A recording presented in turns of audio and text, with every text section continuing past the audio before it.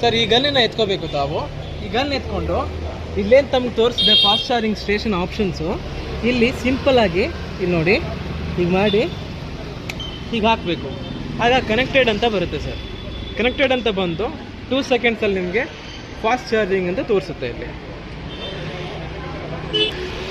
ಈ ಥರ fast charging ಅಂತ ತೋರಿಸುತ್ತೆ ಸರ್. ಸೊ ಜಸ್ಟ್ ತಮಗೆ 0 to 80 ಒಂದು 1 ಅವರಲ್ಲಿ ಕಂಪ್ಲೀಟ್ ಚಾರ್ಜ್ ಆಗುತ್ತೆ. ಆ್ಯಂಡ್ ಇದನ್ನು ರಿಮೂವ್ ಮಾಡೋದು ಕೆಲವೊಬ್ಬರಿಗೆ ಗೊತ್ತಿಲ್ಲ. ಸೊ ಹಾಗಾಗಿ ಕೆಲವೊಂದು ಪಿನ್ಸ್ಗಳು ಹೊರಟೋಗ್ತಾ ಇದೆ, ನಮ್ಮ ಗನ್ ಪಾಯಿಂಟ್ಗಳು ಹೊರಟೋಗ್ತಾ ಇದೆ. ಸೊ ರಿಮೂವ್ ಮಾಡೋದು ಹೇಗೆ ತಮಗೆ ಒಂದು ಸಲ ತೋರಿಸ್ಕೊಡ್ತಿದ್ದೇನೆ.